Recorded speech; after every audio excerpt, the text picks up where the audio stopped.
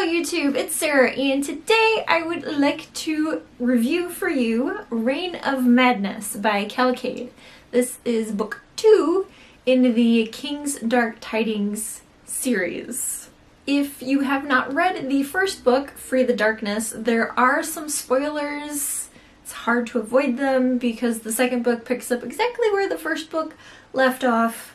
So this review will be spoiler-free if you've read Free the Darkness, but not Reign of Madness. There will be spoilers, though, if you have not read either book. So if you would like to read Free the Darkness, but don't want to be spoiled, don't watch this yet. Don't watch the video yet. You'll be spoiled. Instead, if you like, you can go check out, I did a review, I think last week. Oh my gosh, I have lost all sense of time. Last week for Free the Darkness, so if you haven't seen it yet, go check that out. Reign of Madness picks up with Rezkin and our friends waiting at the docks to board the boat to head off to the King's Tournament. Their journey there is not as quiet as one would hope. Rezkin also throws off his friends as he puts on a role of nobility, and he plays this part trying to help Frisha join in this nobility circle.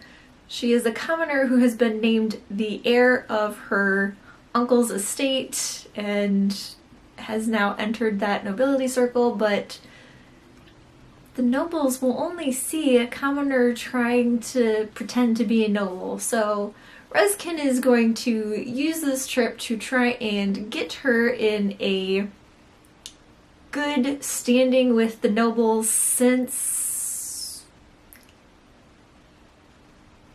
General Markham has turned down his proposal. So there's no telling if General Markham will ever change his mind, and if he doesn't, because Rezkin does care for Frisha, I don't know that he realizes how much, and maybe I'm reading too much into it. But he wants her to be taken care of. He wants her to find love and meet up with a noble that will treat her well, not just as something to be used. While playing this role of noble, though, Rezkin still never says specifically that he is a noble or is not a noble. He's very good at deflecting these questions of his family or where he's from, and being very vague when necessary. The captain, who has been appointed by the general to help escort his niece and nephews and Frisha and Tam to this tournament, the captain is very critical of Rezkin and watches this show very closely, pays very close attention to how Rezkin says things and how he plays off the nobles. And I don't think it'll be a spoiler, but I also can't think of the line specifically, but there is one part on their journey where the soldiers notice a change in Rezkin, where he's not putting on this air of nobility, putting on this noble role, and the soldiers confront the captain concerned, and the captain is like stuck in this conundrum, like, do I tell them? Like, I don't know what Rezkin's game is.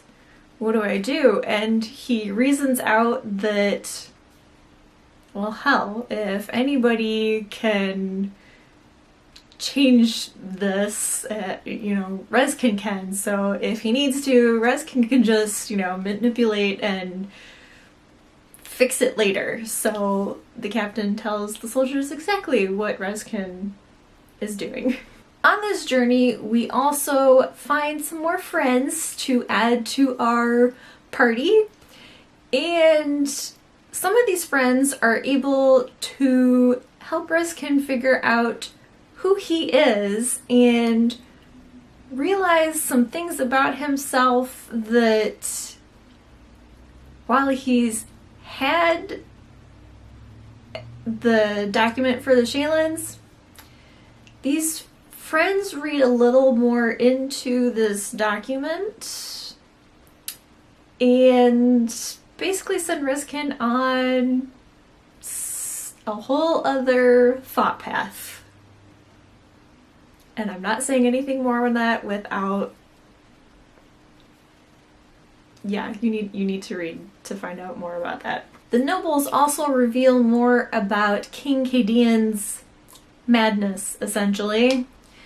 I believe that is the Reign of Madness the title is referring to, is Kadean's madness. As Kadean basically overhauls the government that was in place under his father and puts in laws that seem to specifically be meant to destabilize the nobility and, like, attack almost his own people. With Kadean's madness, the friends and Rezkin must be very careful about who they allow into their party and who is around them when they discuss what they can do about Kadean's madness. You can't just kill the king. And talking of dethroning the king is treason, so what are they gonna do? I'm smiling because I so want to talk more about it, but I can't because it would so be spoilers. Rezkin, in my opinion, is still the most interesting of all the friends, of all the characters, just because of his background. He's still figuring out what a friend is, how a person becomes a friend. He still doesn't know by the end of this book. And he's still trying to figure out his place and how to belong, or if he belongs, or what is his purpose, and how he logics out and goes about finding out not only his purpose, but he's still also trying to honor and protect his friends. I'm using air quotes because he thinks people are friends, and I believe they are his friends, but he believes they're friends for one reason and they're friends of his for a completely different reason. And I don't know if he realizes why he really considers them friends. I don't know if that made any sense, but it's the best I can do without spoilers. All these characters are well developed and act in ways that you would expect them to act. Not that if something happens in a book you would expect this trope to come into place, but like me being a dog person, you would expect me to own a dog rather than a cat. If I told you I owned a cat but I prefer dogs, you'd be looking at me like, why do you have a cat then? And it would be acting in a way that is unexpected because of who I am. And you know these characters well enough, these characters are developed enough and written to an extent that you know just enough that you can not necessarily guess exactly what they're going to do, but once they've done or reacted to whatever is going on around them, it's believable. The writing style of Kel Kade works well for this book and the whole series up to this point. I can't really speak of book 4 yet because, well, at the time of this video posting, I'm probably still reading book 4 because it just came out yesterday. But the 3 books so far, everything is well thought out and in such a complex way that there are times I'm left going, I never would have thought to do that. Like, if I was placed in this situation that the character was in, it's like, never would have thought of that solution. Never would have thought to pull this lever, flip that switch, or poke this person in just the right way that you get the reaction that you want, or get a reaction close enough, and then you can like push them the rest of the way. And I can't repeat it because it would be a spoiler. But if I had to give my favorite quote from the book, it would be the last line of the book. So you're gonna have to go pick up Reign of Madness by Kel Kade just to find the last line. It is such a powerful line delivered by Rezkin.